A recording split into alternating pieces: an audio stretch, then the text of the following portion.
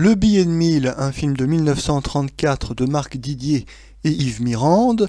Et s'agissant d'un film à caractère caritatif, il y a un grand nombre de vedettes.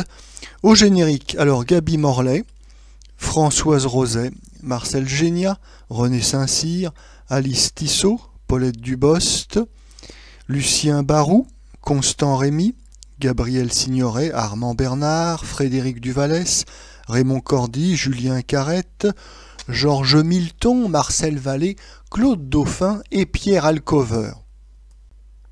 Le sujet. Ce film nous raconte le destin d'un billet de 1000 francs.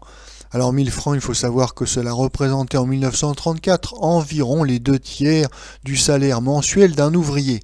Alors ce billet de 1000 francs va circuler de main en nous faisant découvrir toutes sortes de personnages, heureux ou malheureux, jeunes ou âgés, hommes ou femmes, riches ou moins riches. On le suit à la trace depuis le moment où il sort de la banque jusqu'au moment où il achève sa course en étant brûlé par des clochards. Notre avis. La première originalité de ce film est qu'il n'est pas un film commercial.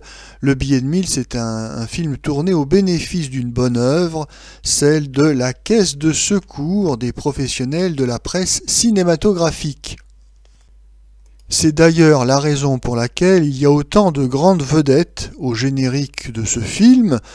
Oui, c'est une œuvre charitable, les acteurs, les actrices ont apporté leur concours gracieusement et ne sont pas rétribués pour leur apparition.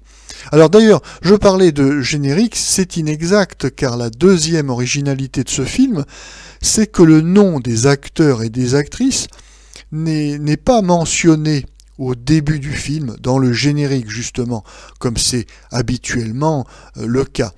Non, s'agissant d'un film à sketch, les vedettes donc vont se succéder dans des petites scènes et à chaque fois qu'elles apparaissent sur l'écran pour jouer leur rôle, eh bien, le nom de la vedette apparaît en surimpression. La troisième originalité, et certainement la plus importante de ce film, c'est que il s'agit en réalité du premier film à sketch français, bien que dans l'histoire du cinéma, on indique toujours que le premier film à sketch français est celui de Julien Duvivier, Un carnet de bal, tourné en 1937. Cette question peut être légitimement débattue, car le billet de 1000 correspond à la définition traditionnelle du film à sketch.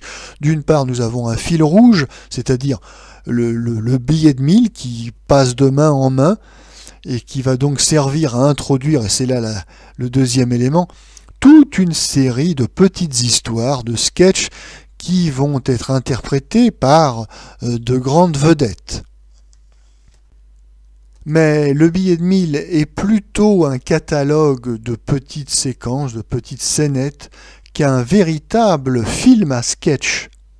En effet, comme c'est toujours le cas avec le scénariste Yves Mirande, lorsqu'il n'est pas secondé par de bons collaborateurs, le scénario, l'histoire est un petit peu bâclée, tout ça est un petit peu approximatif.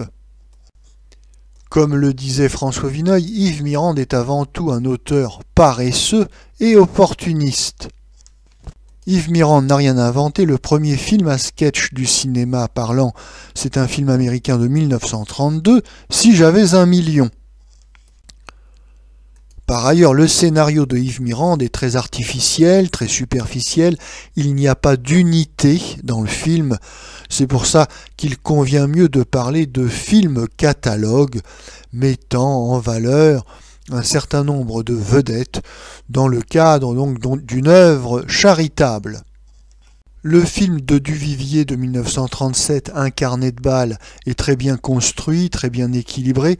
Il y a une véritable unité dans la narration cinématographique. C'est assurément le premier film à sketch digne de ce nom du cinéma français. Contrairement à ce que pense Yves Mirande, le film à sketch, c'est un véritable film qui demande beaucoup de travail de construction pour atteindre un certain équilibre. Oui, ça n'est pas simplement une succession de petites scénettes qui s'enchaînent les unes après les autres. D'ailleurs, pour s'en convaincre, il n'y a qu'à comparer Le Billet de Mille avec un autre film de Julien Duvivier, The Tales of Manhattan, de 1941, où l'on voit véritablement la différence qui peut exister entre un simple catalogue de sketchs et un vrai film à sketch. Dans The Tales of Manhattan, Julien Duvivier reprend l'idée de suivre un objet de personnage en personnage, de sketch en sketch. Il s'agira non pas d'un billet de banque, mais d'un costume de soirée, un smoking, et le film est autrement plus réussi, autrement plus construit que dans ce petit catalogue d'images qu'est Le Billet de Mille.